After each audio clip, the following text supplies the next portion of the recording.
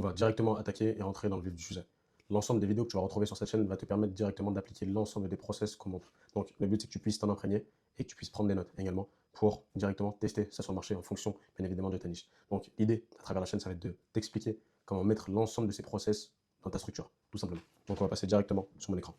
Bien, voici les 4 erreurs que tu fais potentiellement actuellement sur du cold calling en B2B et qui te tuent littéralement tes rendez-vous. Et l'ensemble des data, l'ensemble des process que nous allons voir aujourd'hui vont te permettre de les répliquer directement à ta structure, que tu sois freelance ou en agence. L'idée, c'est que je puisse vraiment te mettre et te donner du format brut, sans qu'il y ait de montage, parce que je vais vraiment garder ce lien avec toi dans le sens où on va apporter de la valeur et ça va filtrer les personnes qui sont curieuses et les personnes qui veulent vraiment investir les process. Donc, l'ensemble de ces data sont basés sur plus de 90 000 appels analysés. Et je vous laisse chercher sur Internet qui est Gong Labs, mais c'est une très grosse structure aux US. Et l'ensemble de ces éléments vont être basés sur ces chiffres-là et notre expérience chez Agent Setting. Donc, déjà, pour commencer, moins de 40% des rendez-vous sont perdus dès lors qu'on appelle et qu'on prononce une phrase, tout simplement. Pourquoi? Parce qu'il faut que tu puisses vraiment lui apporter de la valeur et être différent des autres. Il faut partir du principe que 4 rendez-vous sur 10, avant même que tu dises pourquoi tu as appelé, eh ben, sont littéralement perdus d'avance. Parce que tu ne peux pas commencer aujourd'hui un appel de prospection en disant vous avez 2 minutes, c'est un bon moment. Le problème de ça, c'est que la personne va te dire non, littéralement. Ce n'est pas le bon moment pour elle. Et c'est pour ça que c'est super important qu'on puisse déjà te mettre dans le contexte. Okay. Pourquoi ces chiffres en valent la peine? Parce qu'aujourd'hui, je dirige Agent Setting, on accompagne plus d'une dizaine de clients sur toute la partie call calling, mise en place de séquences multi-touch. Et c'est super important aussi qu'on puisse t'apporter notre expérience. Donc, comme je te disais tout à l'heure, nous, on se focus principalement sur du B2B, mais également sur du B2C. On va avoir des structures comme les freelancers ou les infopreneurs qui auront besoin de la qualification en inbound et d'autres où on va devoir faire de la génération de leads. Donc là, ça va être totalement différent. Donc ça en vaut la peine d'être écouté parce qu'on est une agence qui perdure depuis maintenant moins d'un an, mais l'idée c'est que tu puisses avoir l'ensemble des chiffres et avoir ta propre version sur le marché. Okay. Donc l'erreur qui est fatale, c'est l'opener, comme je te l'ai dit tout à l'heure. Pourquoi? Parce que quand tu appelles ton prospect, imagine-toi, mets-toi à sa place, il ne te connaît pas.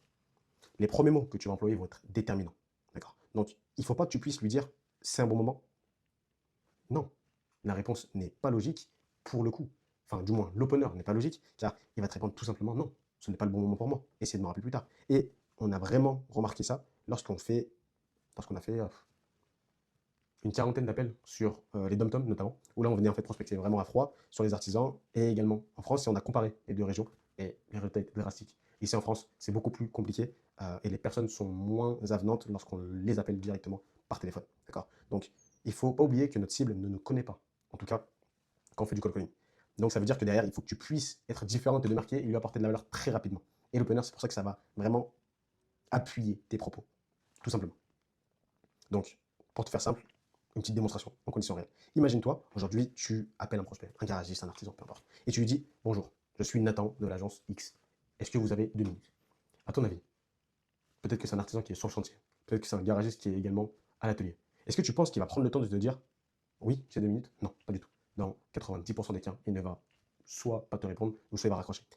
La bonne version, c'est que tu puisses varier ton entrée et que tu puisses vraiment te différencier. C'est le mot d'ordre que j'applique depuis le début. Pourquoi? Imagine-toi maintenant, tu appelles ton prospect, tu lui dis alors, c'est un appel de prospection, mais est-ce que vous avez 30 secondes ou vous jetez littéralement votre téléphone?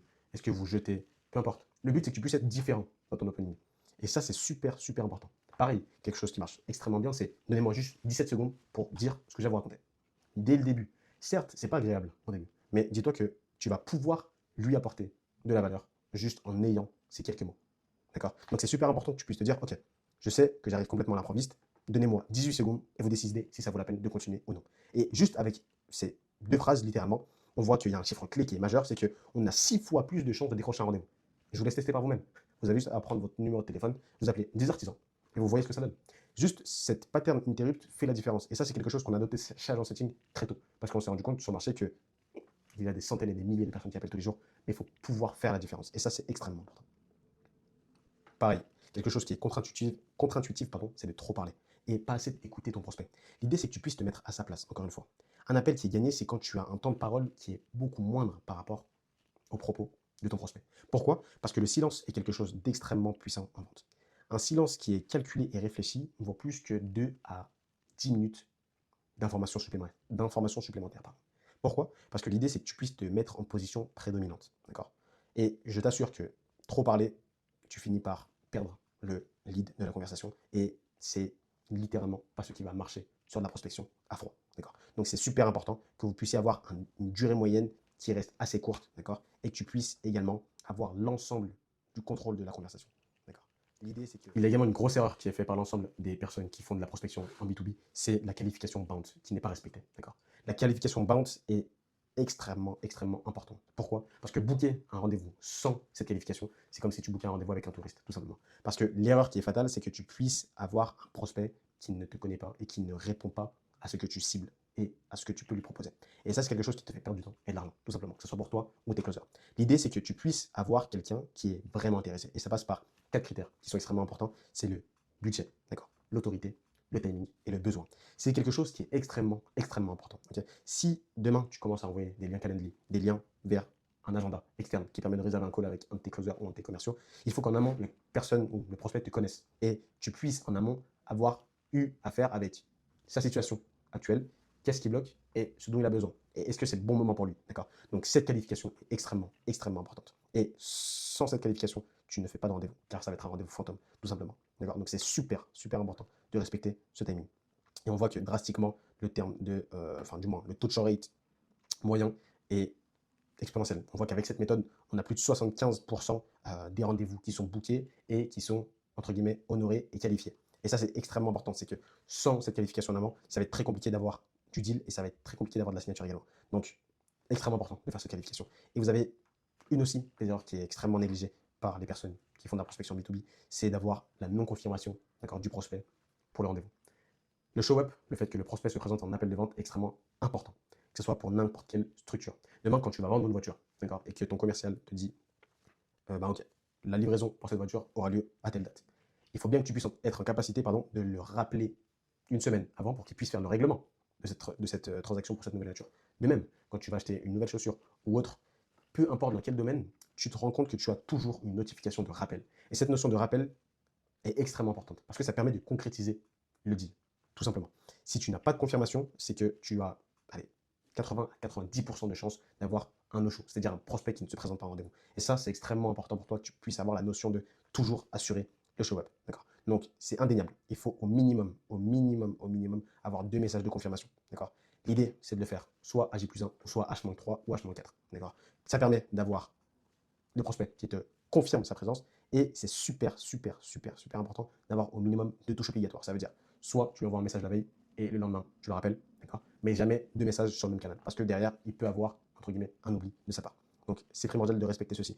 On voit que je vous ai mis un exemple, donc J-1, on envoie directement un message avec bonjour, je vous ai écrit pour confirmer votre appel de demain. Est-ce que vous avez des questions dans l'appel? Comme ça l'engage, entre guillemets, à vous répondre. Et ensuite, dans les 2 heures, tu peux directement l'appeler. C'est vraiment très simple. Tu as 4 dates, 4 données à écrire et à retenir. Tu as la première, 40% de tes rendez-vous vont être perdus dès l'opener parce que derrière, c'est super important que tu puisses te diversifier. Si demain, tu arrives devant ton prospect et tu lui dis, c'est un bon moment, bien sûr que non. Il ne faut pas que tu arrives avec ce genre d'approche parce que ton prospect, encore une fois, tu n'es pas le seul. Tu n'es pas le seul à l'appeler. Donc, le pattern interrupt, la façon dont tu vas venir va être vraiment game changer. Et si ton pattern est extrêmement bien construit, t'imagines bien que ça va te faire énormément la différence. Parce que tu vas jouer sur ces émotions. Tu vas jouer sur la façon dont il va être intrigué par ton approche. Et l'idée, c'est qu'un pattern peut te faire multiplier par 6 ton taux de booking. C'est-à-dire que si demain, tu arrives en disant « Bonjour Hervé, est-ce que vous avez 18 secondes ou vous allez jeter votre téléphone sous une voiture ?» Typiquement, c'est une approche qui vient marquer l'esprit de ton prospect. Donc c'est super important. Pareil, la troisième notion à voir, c'est que les commerciaux qui gagnent parlent 57% du temps moins que ceux qui perdent. D'accord? Ça veut dire que les commerciaux qui gagnent, ils parlent 57% de moins que ceux qui perdent un appel. Ça veut dire que ton prospect doit parler nettement plus que toi, que ce soit un appel de prospection ou un appel de vente. Et c'est une règle d'or. C'est toi qui es expert de ton domaine. Donc, n'hésite pas à laisser du blanc, n'hésite pas à laisser une phase de réflexion pour ton prospect. Et pareil, si tu ne respectes pas la phase de confirmation des rendez-vous pour les appels de vente, le deal ne se fait pas. Et on a vu que 2 messages de confirmation permettent d'éviter jusqu'à 30% de no-show. Ça prend littéralement 5 minutes à faire. Et ces no-shows sont primordiales parce que sur ces 30%, donc imaginons sur 10 rendez-vous planifiés, si tu as 30% qui sont en no-show, ça veut dire que c'est 3 deals, potentiellement à 2000, 3000 euros qui sont loupés. Donc c'est super important d'avoir également cette notion. Donc tu vois que sur une semaine, tu as juste à changer ton opener et tu pourras vraiment, littéralement, mesurer ce changement. Donc je te laisse le faire de ton côté, tu me diras ce que tu en penses. L'idée, c'est que tu puisses vraiment changer cette approche-là. Je te laisse me dire en commentaire pour le coup, excuse-moi, la façon dont tu approches ton prospect, la façon dont tu le connectes, et je réponds à ton commentaire afin que je puisse t'apporter un maximum de valeur.